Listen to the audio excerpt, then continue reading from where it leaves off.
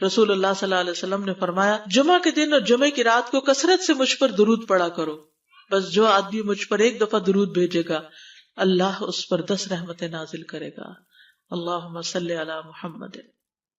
رسول اللہ صلی اللہ علیہ وسلم نے فرمایا تمہارے افضل دنوں میں سے جمعے کا دن ہے، اسی دن آدم علیہ السلام پیدا کیے گئے، اسی دن ان کی روح قبض کی گئی، اسی دن سور پھونکا جائے گا، اور اس دن سب لوگ بے ہوش ہوں گے، اس لیے اس دن مجھ پر کثرت سے درود بھیجا کرو کیونکہ تمہارا درود مجھ پر پیش کیا جاتا ہے۔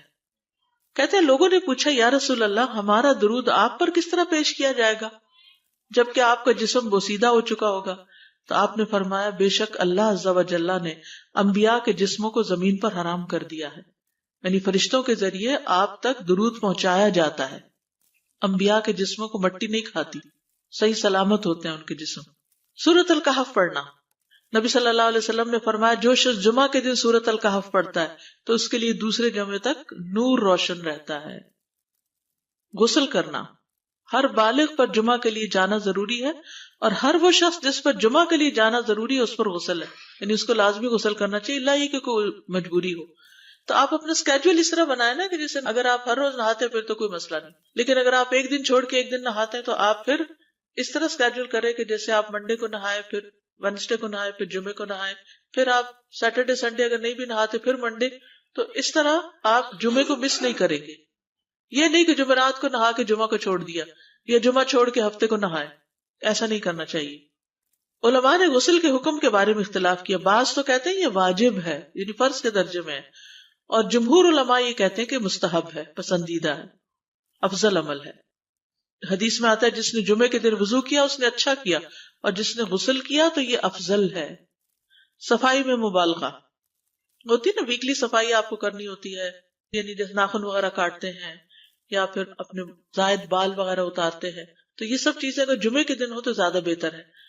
نبی صلی اللہ علیہ وسلم نے فرمایا جو شخص جمعے کے دن اچھی طرح غسل کرے، اچھی طرح سنوار کر وضو کرے، اپنے بہترین لباس میں سے پہنے، یعنی جمعے کے دن باقی دنوں کی نسبت اچھا لباس پہنے، اللہ نے اس کی قسمت میں گھر والوں کی جو خوشبو لکھی ہو وہ لگا لے، یعنی گھر میں جو بھی خوشبو ہے، پھر جمعہ پڑھنے آئے تو لغو کام نہ کرے، 2 آدمیوں کے درمیان جدائی نہ کرے، یعنی 2 لوگ بیٹھے ہیں ان کے بیچ میں گھس کے بیٹھ جائے۔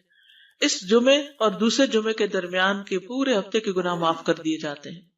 پھر مسواک کرنا، جمعے کی سنتیں بتاتے ہوئے آپ نے فرمایا اور تم پر مسواک کرنا لازم ہے۔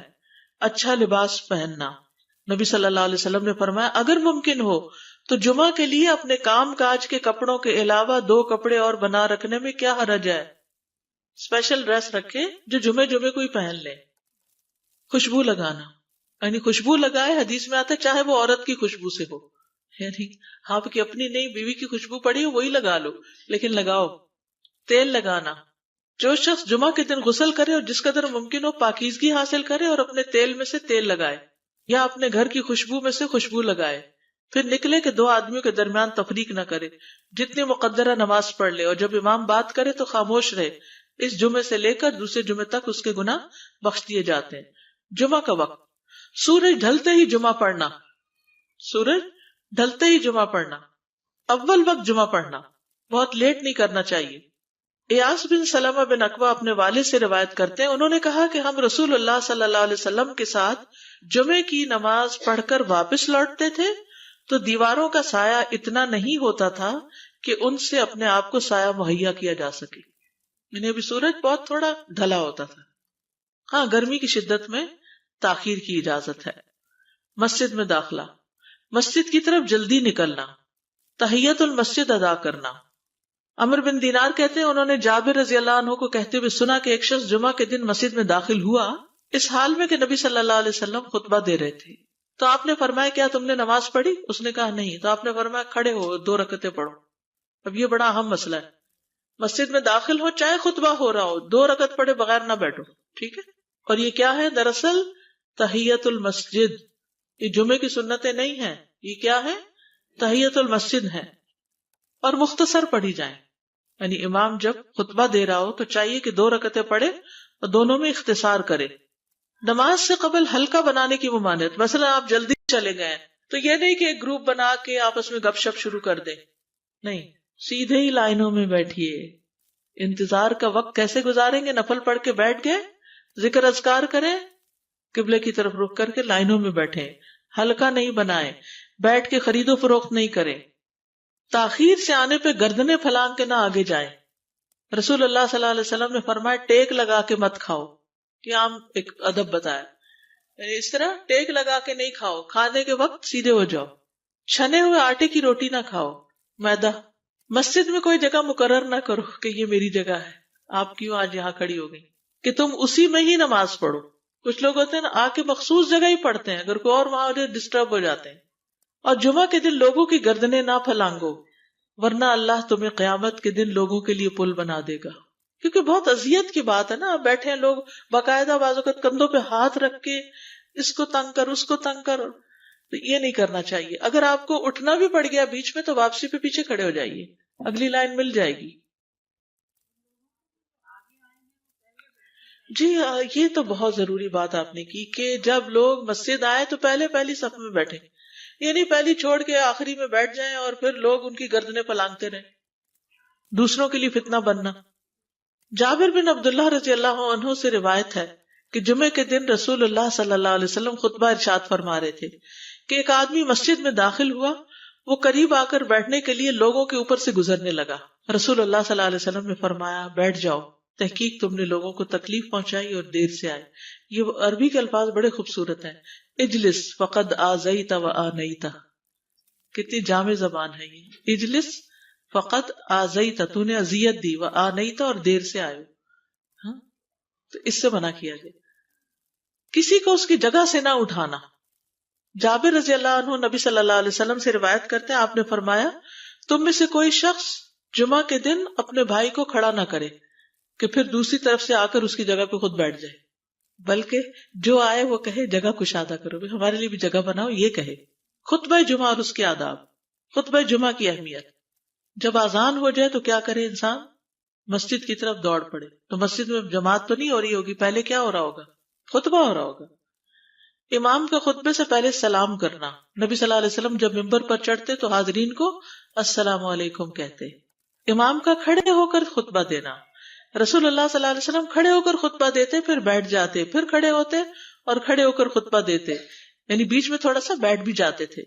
جس نے تمہیں یہ خبر دی کہ آپ بیٹھ کر خطبہ دیتے تھے تو تحقیق اس نے جھوٹ بولا، بس یقیناً اللہ کی قسم میں نے آپ کے ساتھ 2000 سے زائد نمازیں پڑھی ہیں، یعنی جن میں بہت سے جمعے بھی آئے ہیں، تو ایسا کچھ نہیں۔ امام کا 2 خطبے دینا، یعنی کھڑے تھے پہلے، پھر ذرا بیٹھ گئے، پھر دوسری دفعہ اٹھے تو یہ 2 خطبے ہو گئے۔ مختصر خطبہ دینا۔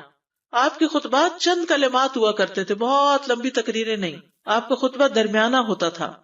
نبی صلی اللہ علیہ وسلم نے فرمایا آدمی کا نماز کو لمبا کرنا اور خطبے کو مختصر کرنا اس کی سمجھداری کی علامت ہے۔ بس نماز لمبی کرو اور خطبہ مختصر کرو، کیونکہ بعض بیان جادو جیسا اثر رکھتے ہیں، یعنی تھوڑے بھی بات کرو گے تو دل میں چلی جائے گی۔ نماز پہ زیادہ توجہ۔ نبی صلی اللہ علیہ وسلم کا خطبے میں سورۃ قاف پڑھنا۔ حارثہ بن نعمان کی بیٹی سے روایت ہے، کہتی ہے کہ میں نے سورۃ قاف رسول اللہ صلی اللہ علیہ وسلم سے سن کر حفظ کر لی۔ آپ ہر جمعے کو خطبے میں پڑھا کرتے تھے۔ سامعین کا امام کی طرف رخ کرنا، یعنی جمعے کے دن یہ نہیں کہ آپ کرسی لگا کے کسی اور طرف منہ کر کے بیٹھ جائیں اور جب جماعت ہو تو پھر صف میں کھڑے، نہیں، آپ صف میں بیٹھے ہو، کس طرف منہ ہو؟ قبلہ رخ ہو، امام سامنے ہی ہوگا نا قبلے کی طرف۔ ایک صحابی کہتے کہ جب آپ ممبر پہ چڑھتے تو ہم اپنے چہروں کے ساتھ آپ کی طرف متوجہ ہوتے، ادھر ادھر نہیں دیکھتے تھے خطبے کے دوران۔ امام کے قریب بیٹھنا۔ اللہ کے نبی صلی اللہ علیہ وسلم نے فرمایا ذکر میں حاضر ہوا کرو، یعنی خطبہ میں، اور امام کے قریب بیٹھا کرو، بے شک آدمی دور ہوتا رہتا ہے حتیٰ کہ وہ جنت میں بھی پیچھے ہی ہوگا اگرچہ وہ اس میں داخل بھی ہو جائے۔ یہ تاخیر کی اتنی مذمت ہے۔ خاموشی سے خطبہ سننا، یعنی بات نہیں کرنی چاہیے، کوئی اہم بات بھی نہیں پوچھنی چاہیے۔ ابن مسعود سے روایت ہے کہ انہوں نے ابی ابن کعب سے قرآن کی کسی آیت کے بارے میں سوال کیا جبکہ اللہ کے نبی خطبہ دے رہے تھے، تو انہوں نے اعراض کیا اور کوئی جواب نہ دیا۔ پھر جب آپ نے نماز پڑھائی تو ابی کہنے لگے تمہارا جمعہ ہی نہیں ہوا۔ تو ابن مسعود نے رسول اللہ صلی اللہ علیہ وسلم سے پوچھا تو آپ نے فرمایا ابی نے سچ کہا، کوئی بات کرنے کی اجازت نہیں، یہ کہنے کی بھی کہ چپ ہو جاؤ یہ بھی اجازت نہیں۔ عبداللہ بن مسعود کہتے کہ جب امام جمعہ کے لیے آ گیا پھر تمہارا اپنے ساتھی سے یہ کہنا کہ خاموش رہو لغویت کے لیے کافی ہے، یہ بھی لغو بات ہے۔ کوئی لغو حرکت نہ کرنا، کنکریوں سے نہ کھیلنا، فون سے نہیں کھیلنا، میسجز چیک نہیں کرنا، انگلیوں میں انگلیاں ڈال کے پٹاخے نہیں بجانا، گوٹ مار کے نہیں بیٹھنا. گوٹ مار کے کیسے بیٹھتے ہیں؟ گھٹنے اوپر کر کے اور یوں ایسے گھٹنوں کے گرد ہاتھ ڈال کے. کئی دفعہ ایسے نظر آتا ہے کہ خطبے میں لوگ اس طرح بیٹھے ہوتے ہیں کیونکہ پتہ نہیں ہے. یعنی آپ چوکڑی مار سکتے ہیں. آپ سب سے افضل پوزیشن تو یہ ہے کہ جیسے نماز کے اتحیات میں ہم بیٹھتے ہیں، لیکن کچھ لوگ اس طرح بیٹھ نہیں سکتے، چلے کرسی میں بیٹھ جائیں. اگر کرسی نہیں ہے، نیچے بیٹھے ہیں، تو چوکڑی مار کے بیٹھ جائیں، مگر ٹانگیں اس طرح پیٹ کے ساتھ لگا کے گھٹنوں پہ ہاتھ کو بل دے کے اس طرح نہیں بیٹھے. اگر مجبوری ہے تو وہ اور بات ہے، لیکن یہ کہ بلا وجہ نہیں کرنا چاہیے کیونکہ ادب کے خلاف ہے. اونگ آنے پر جگہ بدلنا. نبی صلی اللہ علیہ وسلم نے فرمایا اگر جمعہ کے دن کسی کو مسجد میں اونگ آنے لگے تو اپنی اس جگہ کو دوسری جگہ سے بدل لے. کہ بعض اوقات ایسا ہوتا ہے نا، خطبے کے وقت بڑی سکینت ہوتی ہے اور آخری خطبہ تو آپ نیند میں ہی سنتے ہیں. نماز جمعہ کی رکعت 2 رکعت ہے فرض بس.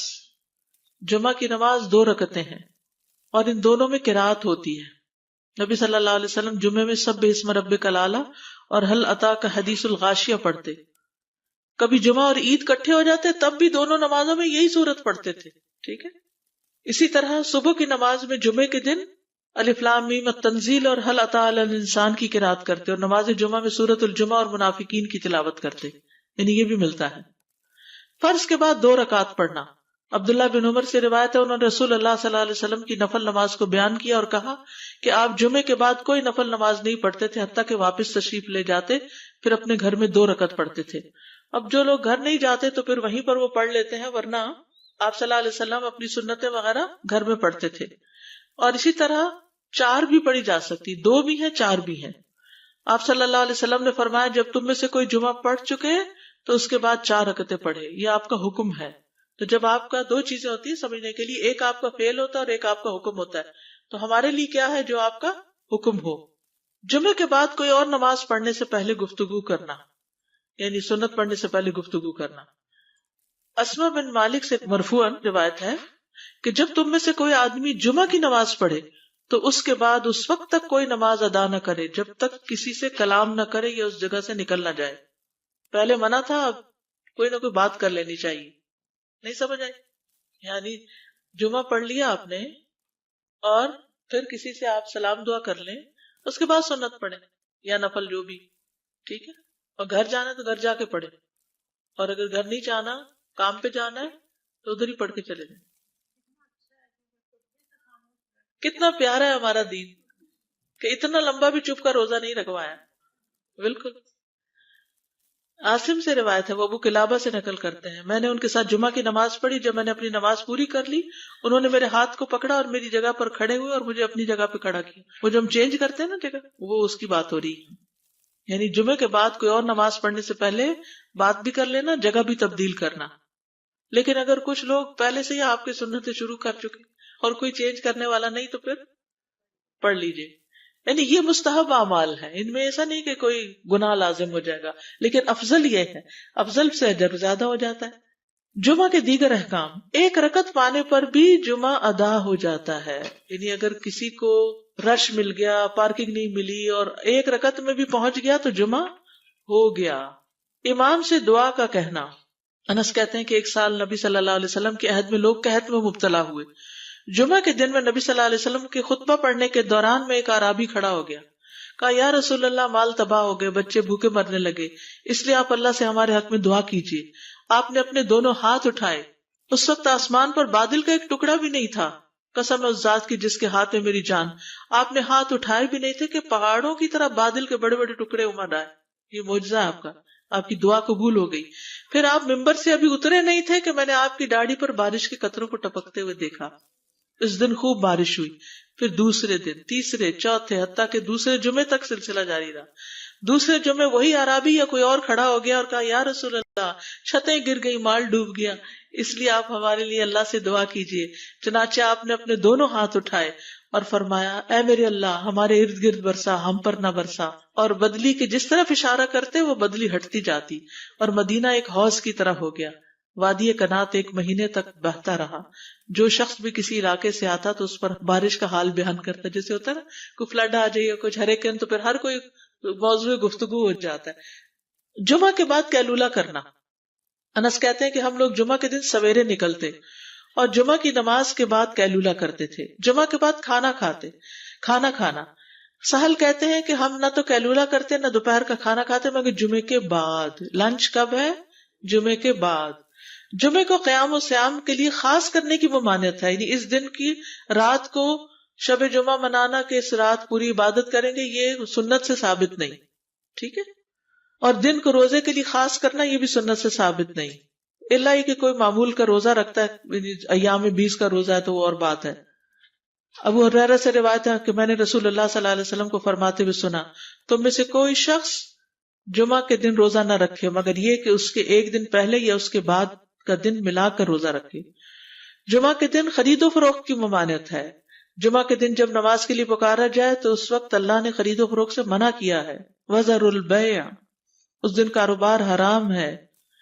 اور یہ جمعے کی دوسری اذان کے ساتھ تعلق رکھتا ہے، یعنی صبح صبح کام کر سکتے ہیں لیکن اذان ہوتے ہی چھوڑ دیں، اور جب پھر جمعہ سے فارغ ہو جائے تو دوبارہ دکان پہ جا کے بیٹھ جائیں. جابر بن عبداللہ کہتے ہیں کہ نبی صلی اللہ علیہ وسلم جمعہ کے دن خطبہ ارشاد فرما رہے تھے کہ مدینہ میں ایک تجارتی قافلہ آیا. رسول اللہ صلی اللہ علیہ وسلم کے صحابہ اس کی طرف لپک پڑے اور آپ کے پاس مسجد میں صرف 12 آدمی بچے. تو رسول اللہ صلی اللہ علیہ وسلم نے یہ صورت دیکھ کر فرمایا، اس ذات کی قسم جس کے ہاتھ میں میری جان ہے، اگر تم سارے کے سارے چلے جاتے اور کوئی بھی باقی نہ بچتا تو اس وادی میں آگ بہ پڑتی. یعنی اتنا بڑا جرم ہے یہ.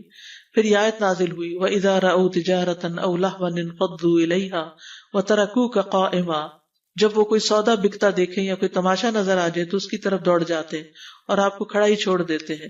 راوی کہتے ہیں جو 12 آدمی رسول اللہ صلی اللہ علیہ وسلم کے ساتھ رہے ان میں ابو بکر اور عمر رضی اللہ عنہ بھی شامل تھے. جمعے کے دن قبولیت کی گھڑی ہوتی ہے، اس وقت اللہ سے بھلائی مانگنی چاہیے. رسول اللہ صلی اللہ علیہ وسلم نے فرمایا، جمعے کے دن میں ایک گھڑی ایسی ہے کہ کوئی مسلمان اللہ سے کسی خیر کا سوال کرتے ہوئے اس کی موافقت نہیں کرتا مگر اللہ اسے وہی خیر عطا کر دیتا ہے. فرمایا یہ ایک چھوٹی سی گھڑی تھوڑی دیر کے لیے ہوتی ہے اور یہ ہر جمعے کو ہوتی ہے. ٹھیک ہے. اور خصوصاً نماز میں بھی اگر کوئی دعا کر رہا ہوتا ہے نا انسان تو وہ بھی قبول ہو جاتی ہے. نماز میں دعا کہاں ہوتی ہے؟ شروع میں ہوتی ہے، رکوع میں ہوتی ہے، سجدے میں ہوتی ہے، تشہد میں ہوتی ہیں. تو اگر یعنی جمعہ پڑھ رہے ہیں اور بیچ میں دعائیں آ گئی ہیں تو ہو سکتا وہی گھڑی آ گئی ہو اور آپ کی دعا قبول ہو جائے. اور یہ تورات میں بھی اس کا ذکر تھا. ابو ہریرہ رضی اللہ عنہ کہتے ہیں کہ رسول اللہ صلی اللہ علیہ وسلم نے فرمایا، بہترین دن جس میں سورج طلوع ہوتا ہے جمعہ کا دن ہے. اس دن میں ایک گھڑی ایسی ہے کہ نماز کی حالت میں اگر کوئی مسلمان بندہ اللہ عز و جل سے کچھ طلب کرے تو وہ اس کو ضرور دیتا ہے. کعب نے کہا ایسا سال میں ایک مرتبہ ہوتا ہے؟ تو میں نے کہا نہیں بلکہ ہر جمعہ کو ہوتا ہے. کہتے ہیں پھر کعب نے تورات پڑھی تو کہا نبی صلی اللہ علیہ وسلم نے سچ فرمایا. ابو ہریرہ رضی اللہ عنہ کہتے ہیں کہ میں بعد میں عبداللہ بن سلام سے ملا اور ان سے اپنی اور کعب کی مجلس کا بتایا تو عبداللہ بن سلام رضی اللہ عنہ نے کہا میں جانتا ہوں وہ گھڑی کب آتی ہے. ابو ہریرہ نے کہا مجھے بھی بتائیے. انہوں نے کہا وہ جمعہ کے دن میں آخری گھڑی ہے. میں نے کہا یہ جمعے کے دن کی آخری گھڑی کیسے ہو سکتی ہے، حالانکہ رسول اللہ صلی اللہ علیہ وسلم نے فرمایا جو مسلمان بندہ اس کو نماز پڑھتے ہوئے پائے. اس وقت میں کوئی نماز نہیں پڑھی جاتی. تو عبداللہ بن سلام نے کہا کیا رسول اللہ صلی اللہ علیہ وسلم نے یہ نہیں فرمایا جو شخص نماز کے انتظار میں بیٹھا رہے وہ گویا نماز ہی کی حالت میں ہے حتیٰ کہ نماز پڑھ لے. کہتے ہیں میں نے کہا ہاں. تو انہوں نے کہا بس یہی ہے. یعنی اس وقت کیا کرنا چاہیے، آخری گھڑی میں وضو وغیرہ کر کے مغرب کی نماز کے انتظار میں بیٹھ کے دعائیں کریں، اذان ہو تو نماز پڑھ لیں. عصر کے بعد سے مغرب تک کا وقت ہے. انس بن مالک سے روایت ہے کہ نبی صلی اللہ علیہ وسلم نے فرمایا جمعہ کے دن اس گھڑی کو جس میں دعا کی قبولیت کی امید کی جاتی ہے عصر سے لے کر سورج ڈوبنے تک کے درمیان تلاش کرو اور دن کی آخری گھڑی ہے. تو اللہ سبحانہ و تعالی ہمیں اس دن کی برکتوں سے فائدہ اٹھانے کی توفیق عطا فرمائے.